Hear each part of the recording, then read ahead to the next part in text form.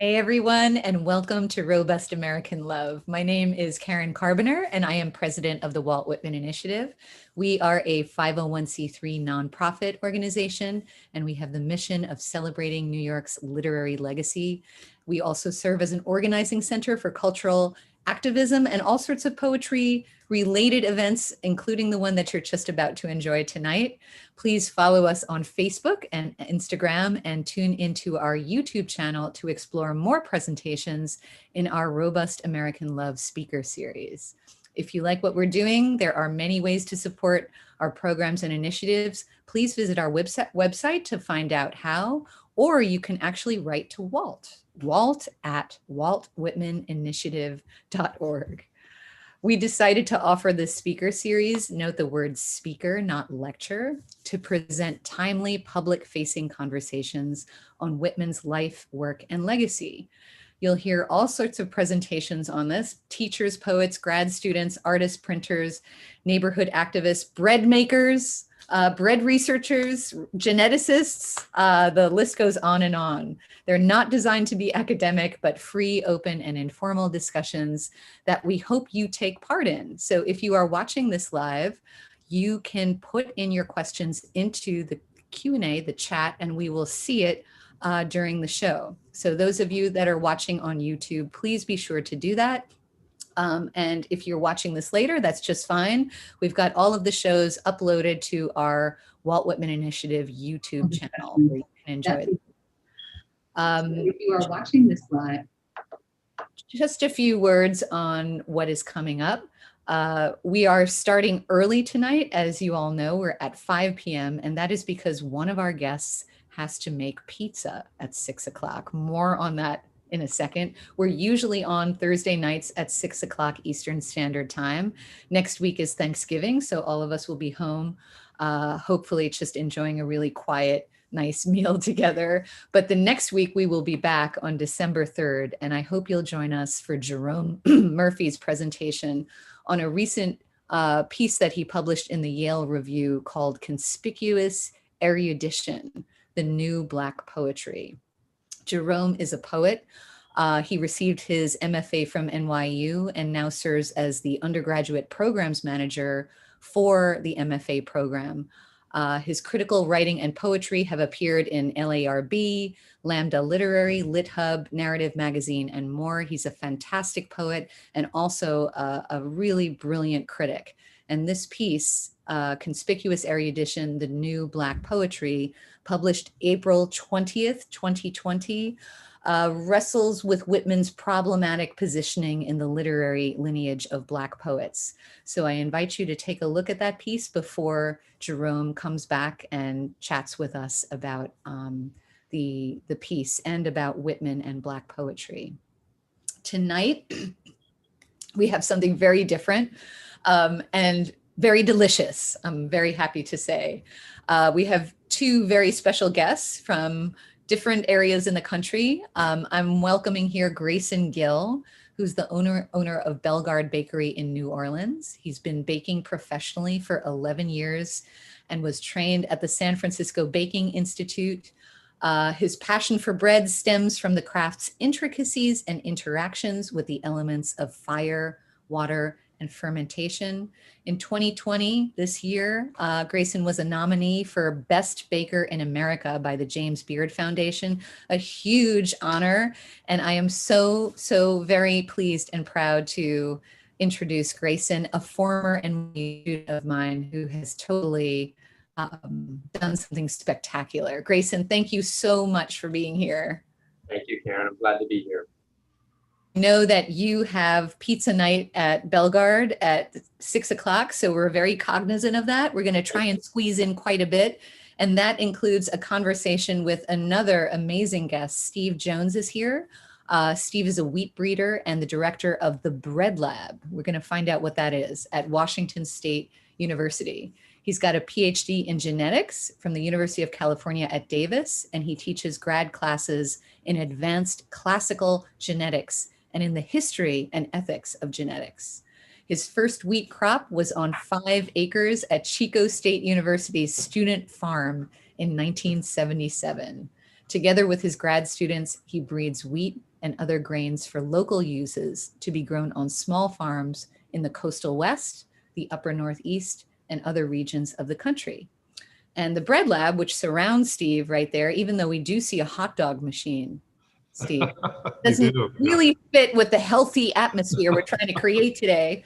But a little bit on that bread lab, it's a combination of a think tank and a baking lab where scientists, bakers, chefs, farmers, maltsters, I'm not sure what that is, brewers, distillers, and millers experiment with improved flavor, nutrition, and functionality of regional and obscure wheats, barley, and other small grains and beans. Steve, it is an honor and a pleasure to have you here. Thank you so much for coming to the show. Thank you, Karen. I'm just thrilled to be here. So, and I'll speak fast when I speak. So, yeah. No need to speak fast. I'm just like feeling under pressure because I know there's so much interesting things to talk about and we don't have the usual amount of time, but I want us to chill out and just enjoy. And it's just so great to see you in the bread lab, you know, I guess spacious enough so that you don't have to wear a mask. There you go. And we get to see you really in situ. So let me preface a little bit what we'll be doing tonight, since it's not a terribly obvious leap, right, from Whitman to the bread lab to Bellegarde Bakery in New Orleans. Manly Health and Training is a series of 13 newspaper articles that Whitman published in the New York Atlas, kind of a penny daily of its time, in 1858. So they are written on the topics of exercise and healthy eating practices. It was a recent discovery, this series of articles, and it really is kind of like a self-help manual. So I'm going to read a couple of parts of the Manly Health and Training series as we go along. But I guess the point is that Whitman actually believed very much in a diet and exercise regime. They went hand in hand for him.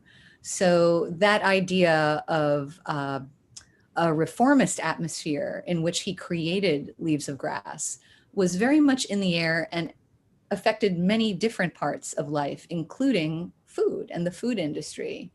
So in the description of this talk tonight, I mentioned that we're going to learn about historic health reform in the 19th century and how food activists such as Sylvester Graham, and that name Graham, of course, coming from, or actually evolving to Graham bread or the Graham cracker eventually, an early health reformer expressed himself through fresh, unadulterated flour in comparable ways to Whitman's use of fresh, unadulterated language.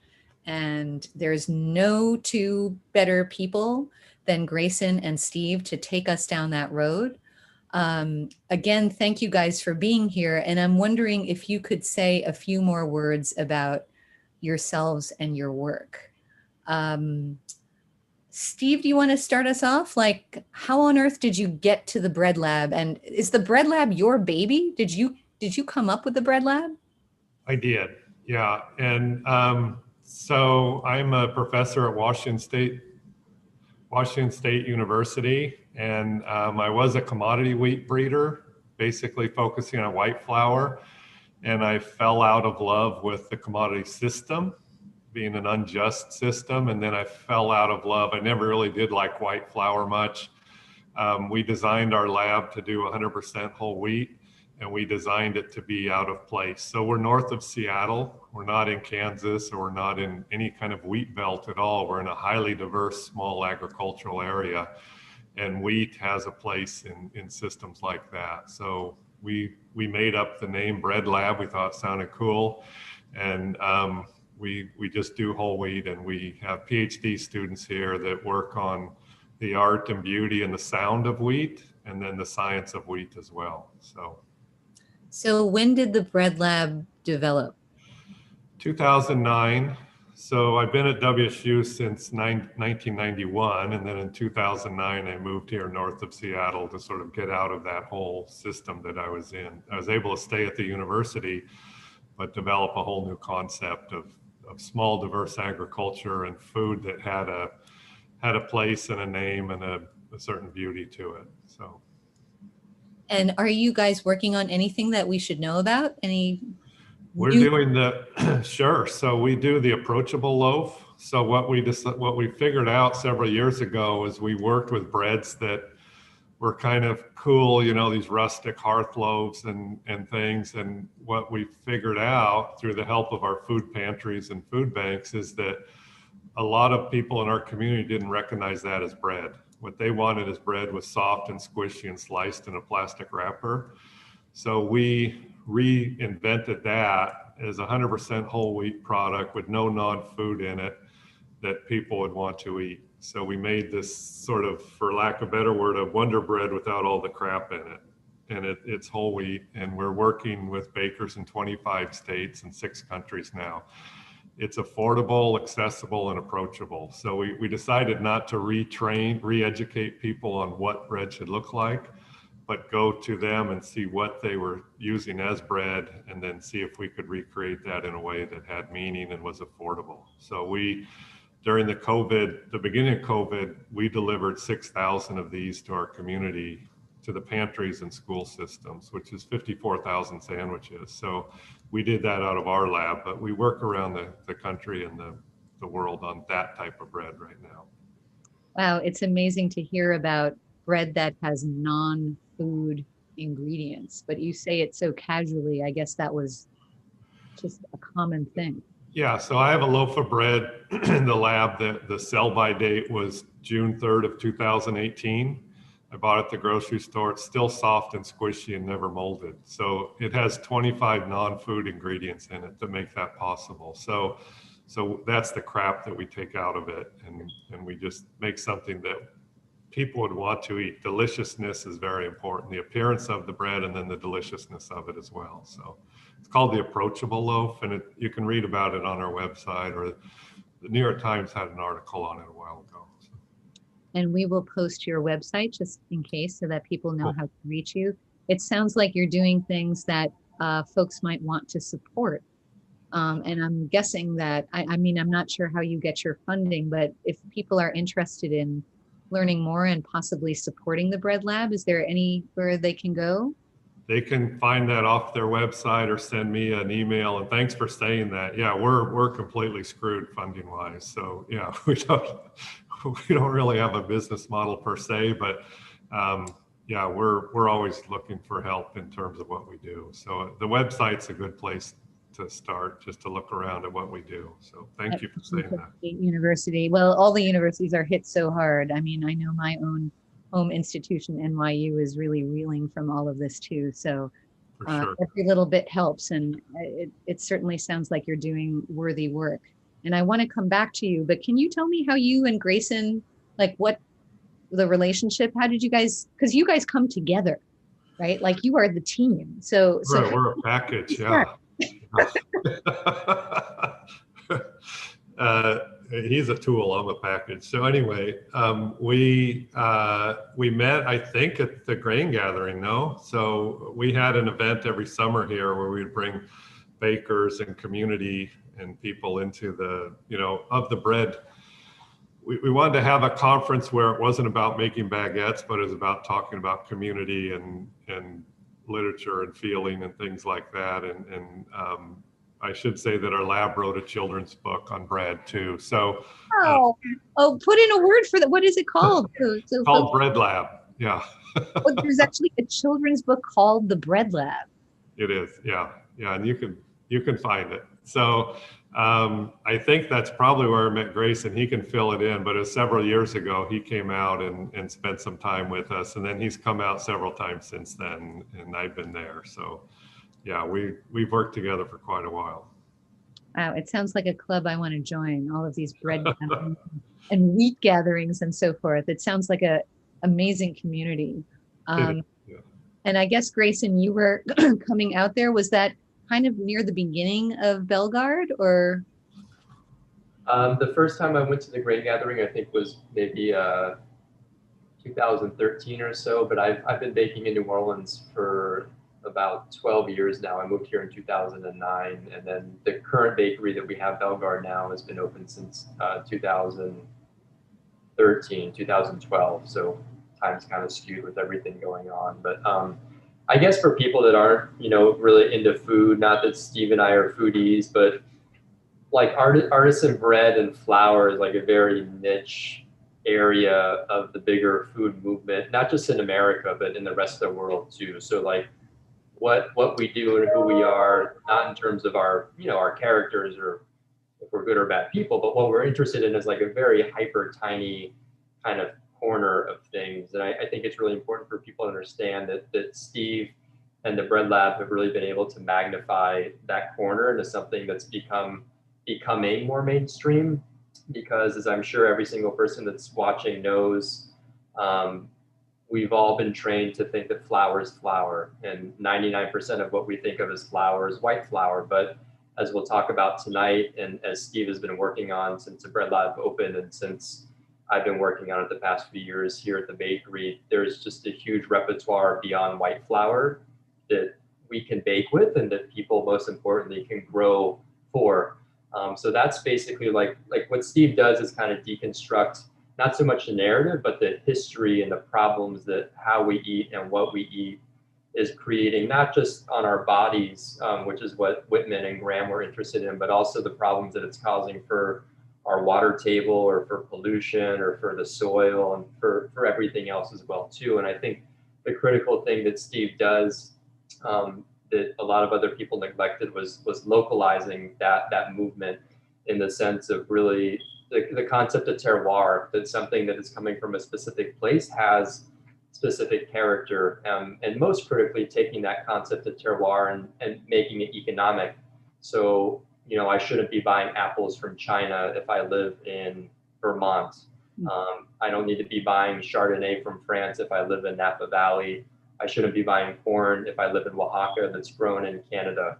And Steve has really connected those dots, obviously on a delicious level, but I think on a really important ethical and economic level as well too. So that really compelled me and attracted me to Steve and to the work that they were doing at the Bread Lab. So obviously flavor and food, but beneath everything as well too, there's a really, really critical, I think, path again about ecology, economics, and ethics that Steve and the Bread Lab wrapped together.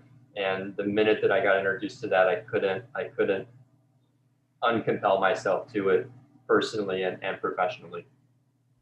It gives a new relevance to that term daily bread, right? Bread seems connected to everything. And Steve, it sounds like what you're doing is so important. And Graison, I guess you are the implementer of some of the lessons that Steve is teaching at the Bread Lab. Now you, Graison, have a really interesting story of how you became a baker. And I'm at least a teeny weeny part involved in that, because I remember what an amazing student you were at NYU. But just for my students who are listening tonight, you chose not to graduate. Is that right? Did you actually finish your degree? No, I did. I did about 2 years at NYU, and then I left. I went to Europe for about 2 years, and I grew up with my best friends growing up were from Louisiana. They were Black Creoles that lived across the street from us. So I had grown up with the culture of New Orleans and Louisiana since I was like 10 or 11 years old.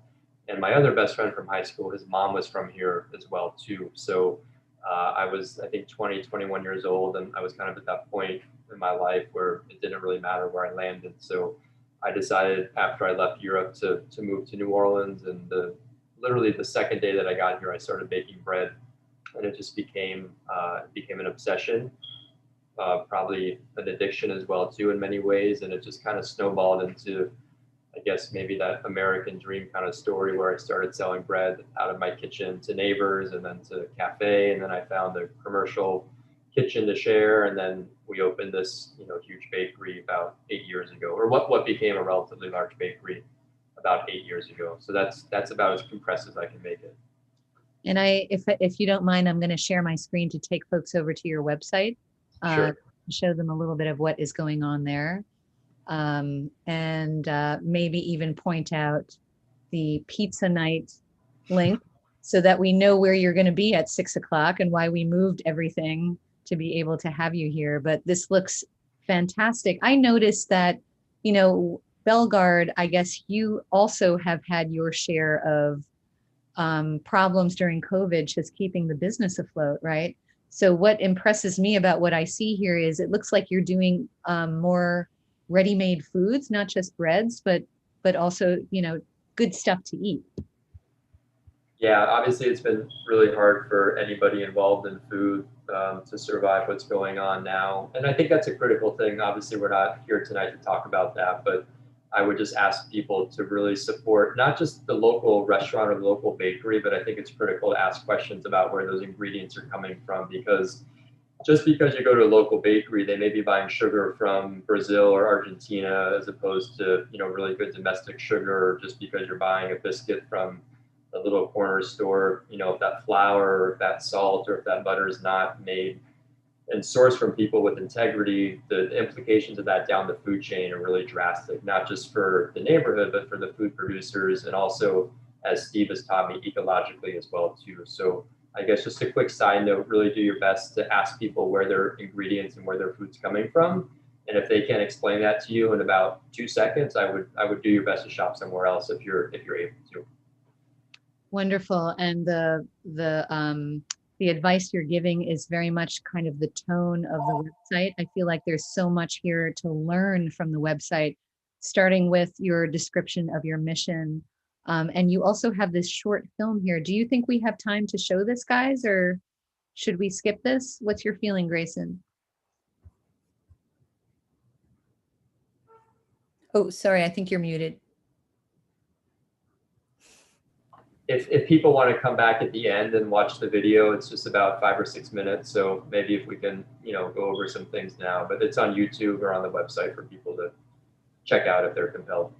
Yeah, it is absolutely beautifully made. And I'm going to recommend that folks go and visit the Bellegarde Bakery website to play it. But since we only have you here for such a limited time, I thought maybe we could save that for private viewing. But just showing some of the things that are on the website, you know, you don't expect really to see this on a commercial, a bakery website, but this wonderful list of values.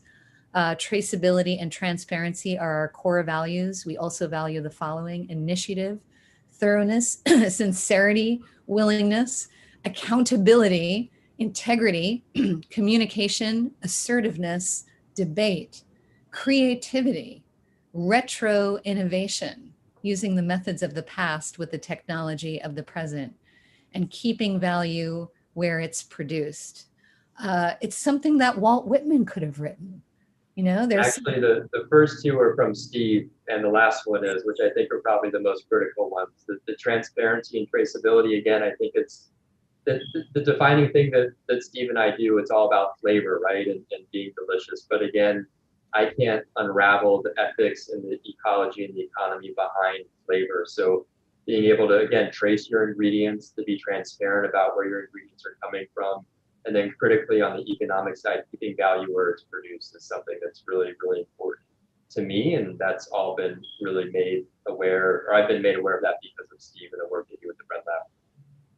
All right. Yeah, it's an impressive list. And I'm especially intrigued by retro innovation, using the methods of the past with the technology of the present. So sort of a melding of the 19th century with the latest 21st century values. And I guess that's maybe where Whitman can come into play.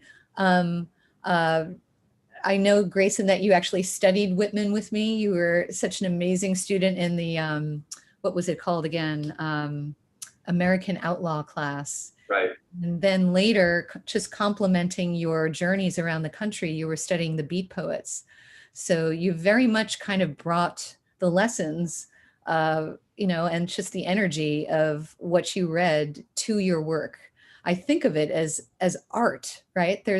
I know artisan is a word that's used with baking, but there is a true art to what you're offering here. And it is very easy for me to connect your values and what you're doing to what Whitman preached.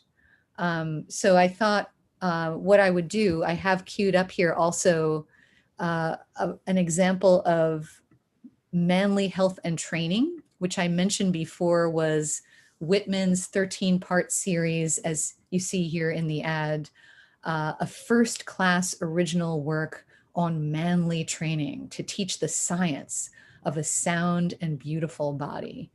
So Whitman was his best promoter, and you can see he wrote this ad about all these things and the ways in which he hoped to benefit young America. And I just wanted to show folks also how it looked. So this is an example of a penny daily paper from 1858. And you can see that Walt actually got the front page, right? Didn't write it with his real name, because remember, he was trying to get his start as a poet. And this is sort of in a different direction. But Mose Velser was a known pseudonym, a pen name for Whitman. So we happen to know that on the side, while he's composing the poems for Leaves of Grass, he is actually writing this self-help manual. And I want to hear from you guys, but I'm just going to lay something else down that we can start with. So the text for Manly Health and Training is available for free online. You can also buy it as a book, but if you Google it, you will find full text. And I wanted to take folks to Whitman's description of a day of training. So he had all of these prescriptions for what a healthy person should do. And he was really thinking about men in this book, Manly Health and Training. And in this chapter, he outlines what one should do on a daily basis to be a good American, right? To be a good American citizen. And that was to take care of your body with exercise, but also to really watch out what you eat. So I'm just going to point out a couple of paragraphs here to get us into this discussion of bread reform and health reform in the 19th century. Whitman was very involved in this. And right here he writes, "From the first, of course, the greatest care is observed in the food. At the time of taking the clearing out medicine, only a little light aliment is given. And when the medicinal effects are worked off, which will be in a day or two, the man in training, if he be of too full habit, too heavy, must be restricted to a moderate diet, including for a while only one substantial meal of meat a day, the breakfast being limited to a small portion of meat, or perhaps a nearly raw egg, a slice of dry bread, and if desired, a cup of tea, to be drank only when quite cool." So I don't want to read everything, and I urge you to go back to it if you're intrigued, right? He gives, again, the whole formula for what you should do. You can see here again, if you take a break, the thing that he prescribes that you might eat is a crust of bread or a piece of sea biscuit. So over and over again, he talks about something that sounds a little bit like, I guess, a keto diet, just very raw, like close to the earth food, fresh, rare, lean meat, without fat or gravy, a slice or chunk of bread, and if desired, a cup of tea. And that gets repeated again and again, this notion that bread is very much present in a typical healthy meal. Just one more thing. Again, you've got dinner described here. You've got a piece of bread accompanying it. But I happen to really love this paragraph, so I'll read this and then we'll go back to our guests. "We cannot resist the impulse to condemn here what we consider the frightfully injurious dinners and dinner habits of most people who, as they would call it, live well. Look over the bill of fare of any hotel or restaurant, or even the dinner table of an ordinary boarding house.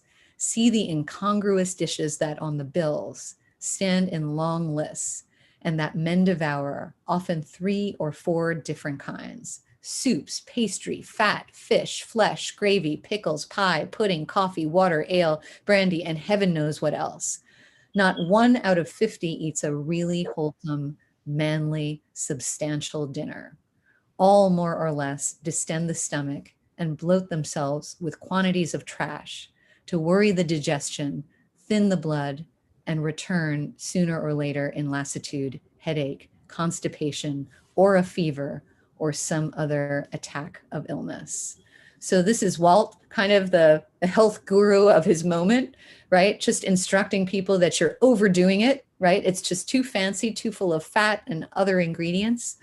And just to make it really real, here's a letter that he wrote to a friend way at the end of his life. And he's got about 2 or 3 years to go. And he's describing, he's not feeling very well, but still, I get out in the wheelchair, was out to the river at sunset yesterday an hour, sleep and eat fairly yet, made my breakfast of a dish of raspberries and graham bread. Okay, and he mentions it again on the next day, right? Some graham bread and cocoa, and I'm sitting here alone. So it would seem to me that Walt Whitman might very much agree with you guys on dietary habits and health reform. And I'm wondering if you can take us back maybe to the 19th century so we get a sort of clarified picture of what this all means, where bread reform falls into the picture of a general reformist attitude that was starting up in the country. Steve? Yeah, so there's always been a fascination with white bread, the whiteness of our bread. And even so back in Whitman's time, there were 25,000 flour mills in the country.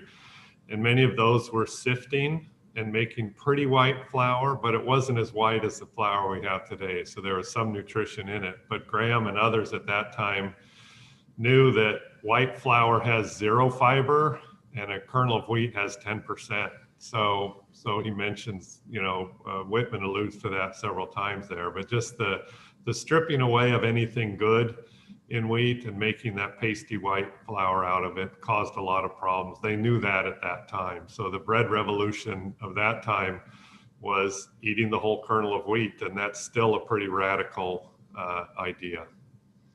Steve, I know I have a PowerPoint presentation here. Do you want to go through that? I can go through it super fast, yeah, and it'll demonstrate that, so yeah. Sure. Right here. Okay, so yeah, so this is, so maybe go back one, or is that the start? So I think that's the first one, yeah. Yeah, okay, so that's a kernel of wheat there. We cut it open and you can see what's inside there is white flour right there. That's white flour. That has the same nutritional value as that cotton mat that this kernel is sitting on. All of these things are in the wheat. Maybe back up one, I think. Back up one more. Yeah, sorry about that. Yeah. Okay. Okay, now go forward one, sorry. And sorry about that. Yeah, I see that you have the website here for folks to see. Yeah, okay, so yeah. So this is what's in a kernel of wheat, right? So starch, gluten, the proteins are basically gluten. Globulins and albumins are what's in egg whites, and Whitman mentioned the value of an egg. All those other things are all positive. Okay, that's what's in a full kernel of wheat. Next one. This is what's inside the wheat or inside the white flour. So that white stuff in the middle is white flour. That's 70% of the kernel. That's what 99% of us eat as a baked product. It's starch and protein, which is gluten. So in second grade, we made paste out of that. And that's what it does in your body too. So the next slide will be the last one. All these things are gone when you eat white flour. Everything in red is there in the whole grain. The message is, and Whitman said it, and Graham and others, eat the whole kernel of wheat. Environmentally, it's important because you're increasing the yield of the food being produced per acre, but then digestively and nutritionally, all those things are positive. All those are missing in white flour. So that was the point there. Thanks. So I think what's really fascinating about that is at the same time, the United States is under a reformist movement of so many different types, right? There was the religious reform movement, and for instance, Mormonism was born, spiritualism started. Whitman is also part of this, right? Like a general rebirth of the idea of culture, creating an American literature. And right at this time, we have people like Sylvester Graham step in and kind of even rethink our food, right? So all of these movements seem to gather energy and force together somehow. And they come and go. So by the end of Whitman's life in 1892, eugenics was just starting up in Europe and coming to the US. Bread has been in all of these movements throughout time. The eugenical movement was all about eat white, eat right, eat white, and things like that. So a purity, a certain purity to it with the whiteness. So yeah, for sure. Bread has been in every one of those movements. Graison, do you have something to contribute to this, just about that idea? Like, I mean, I guess for a lot of people who may be listening, they don't associate bread necessarily with health reform. There's been, many diets that preach don't eat bread, don't go near bread. And yet here we are talking about how bread is a central part of that 19th century health reform. I mean, how could that be? I think, no matter where you live in the world now, or 150 or 180 years ago, the time period that we're talking about now, grains have always been the vast majority of where humans get their food, whether you're African or Asian or Mesoamerican or European or whatever it is. So that's kind of the irony that I find as a baker. I mean, obviously it's bad for business, but it's also just absurd biologically, nutritionally, for people to think that carbohydrates are bad. I think the ways in which we eat carbohydrates are super, super unhealthy. So refined carbohydrates in the form of the white flour that Steve was talking about. I don't know if anyone's ever posted flyers, if anyone's, I guess, over the age of 30, but there is a substance called wheat paste, and you would use wheat paste to put a flyer up. So imagine if that stuff is sticking a flyer to a telephone pole, what's that doing to your body? So everything that Graham is advocating for and that Whitman comes to support is to say that that's not the kind of stuff that we want to put in our body. And you have people like Steve and then Graham back in the day that were saying nature never intended flour to be white. It intended flour in the form of wheat or corn or rye or millet or whatever it is to be whole. And the complex carbohydrates and the nutritional benefits for people and for the soil when you're growing whole grains and using whole grains is vastly better than refining it. So you can really think of white flour kind of like a Diet Coke in terms of just the raffination of it and leaving and discarding all the good stuff that nature put into the bran, into the germ, into the other components of that grain.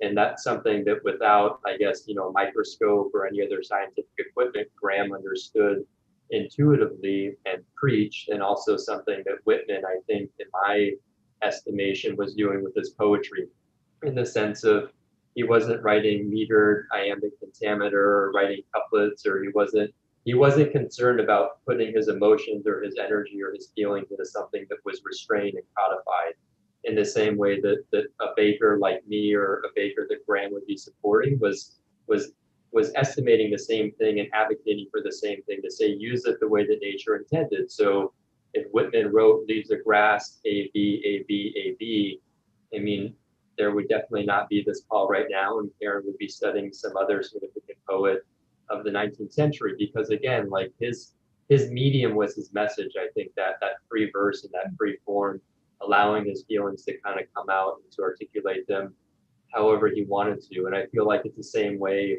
that we're using flour as bakers, and the same way that Steve is advocating for people to grow that local grain, is to really be hyper aware of yourself and your surroundings. Not selfish, but again, like putting that Whitmanic, I belong to myself first, but to everybody else because I belong to myself. And I think drawing that corollary with the flour and with refined food and foods that weren't healthy was something that obviously Graham was articulating and really advocating for, but it was something that was really apparent socially in the country in the 1840s, the 1850s, and the 1860s, and on from there. And it's kind of ironic that, as Steve said, bakers like me are pretty much forced with the same ingredients that bakers had in Graham's day.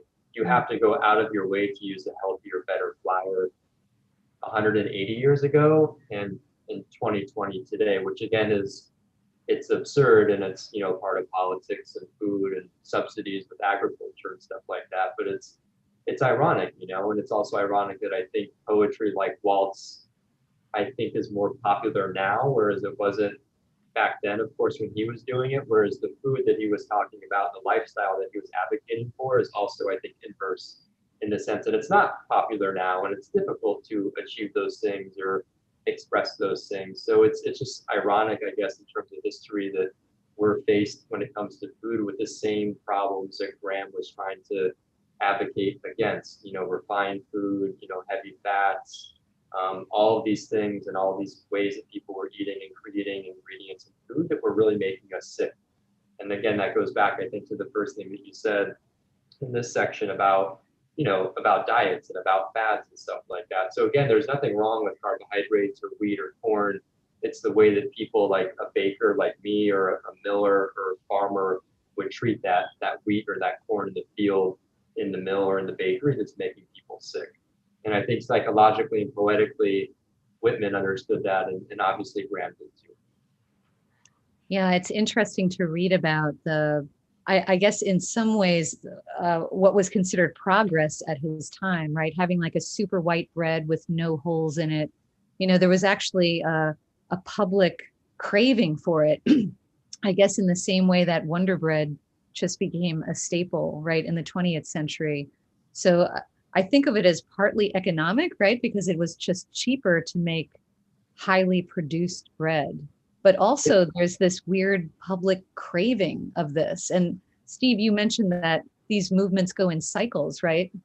And it feels to me like, luckily for us now, we are headed back into this healthier cycle. But throughout the 20th century, there was such a turn to like very, the processed idea of food, right?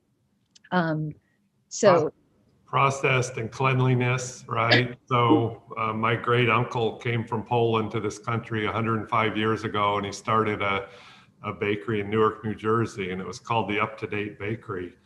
And I always thought it meant modern. He looked at a Polish American dictionary and there was modern, right? Up to date. No, it was a franchise. And what it was sold to small bakers, Graison size, and it advertised the public that human hands never touched that bread. And wow. the human hands in this case were Eastern and Southern Europeans, right? In Boston and Philly and New York and these cities. Many of the bakeries were in cellars and basements and considered dirty. So the processed bread, the very, very white bread, the Wonder Bread, was the purity of the whiteness, but also it was all machine done. Hands were out of the process, and that was important to a lot of people. And then just that whiteness, the eugenical aspect of whiteness and purity in our culture. I know, Graison, we've talked about this, right? The whiteness of the bread, kind of a cultural marker, right? For the desire to sort of like whiten everything. But that craving of sort of a super pure or cleanly idea as part of what's going on here, even racially speaking Right. of the country. Yeah, I think there's definitely now and before there was just an obvious racism about white foods and purified foods, and I think it was latent and subliminal in the sense that it was just about color. But as we know now, the best foods, and I would argue probably the best communities and the best societies, are ones that have a lot of diversity, and that's what the USDA tells you that should be on your plate is like as many colors as the rainbow. But you can see that just consistently eat bread or meat or starches and everything is the same color on our plate. And I think a small, critical aside as well too, is that a lot of people think of bread as being, very Eurocentric. And again, it goes back to what Steve said about the work they did with the Approachable Loaf, where you had people, working class people, white, black, whatever color, saying, I don't recognize this baguette. It's not within my pantry. I don't comprehend it. So you can package everything that we're saying into something that's more accessible and familiar to people as well too.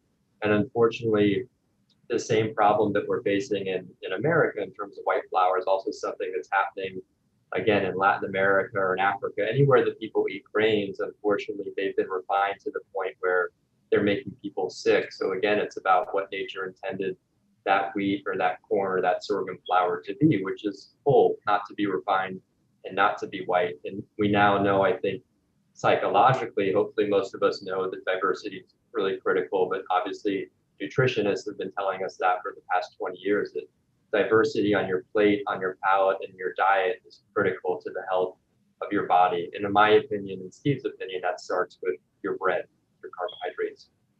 So beautifully said. I mean, in other words, we want to have a colorful plate, right? We want a diverse plate. And I know when I look at the Bellegarde website, all of these gorgeous loaves that you showcase of all different colors, just the browns and the wheats. I mean, it truly looks like maybe if Whitman, if we would want to represent Whitman's America in terms of just food or coloration, that kind of represents his idea. I know you have to go soon. I'm Okay. wondering if you can, just a last thing before we send you to pizza night. We back to this retro innovation idea, right? So you're taking ideas from the past and you're integrating them with modern methods. Like, what are you borrowing from the 19th century, Graison, when you're making your bread? So the concept of retro innovation was developed by a guy that had a bakery in Paris that his dad started in the 30s, and then he took it over in, I think, 66 or 67. And they basically they were and they are doing everything that we're talking about now. Is that when France and Western Europe were basically reaching that stage of post-capitalism in between the wars, and then after the war, everybody that survived World War I and World War II said, we don't want to eat that dark shit anymore. We want to show that we've evolved as a civilization, even though we murdered tens of millions of people. We want to have white bread. We want to have a dietary testament to the progress that we've made as a civilization. So this guy, Lionel Paulhan, his dad said, I have no relationship to white bread. I don't know how to make it. This is the way that my ancestors have been making bread in France for hundreds of years. And I'm going to open a bakery in Paris making this dark, crusty, heavy, nutritious sourdough bread. And it completely went against the grain of everything that was going on socially and gastronomically in Paris at the time. And they stuck it out to basically become the most famous bakery in the world. And his son, Lionel, articulated what his dad was doing, which again was using the ingredients and the methods of the past, but applying them to today. So as opposed to working by candlelight, they would have an electric light on to illuminate the space. And maybe they had a radio, and they have a cash register, and they have windows, and they have a website, and they have all these kind of comforts of the modern world, but that never informed how they were making bread. They would still use whole grain stone milled flour. They would use pure salt, pure water. They would mix everything by hand, and they would bake it in a wood fired oven. So at our bakery, even though we have electricity, we only use electricity to mix the dough and to bake the bread.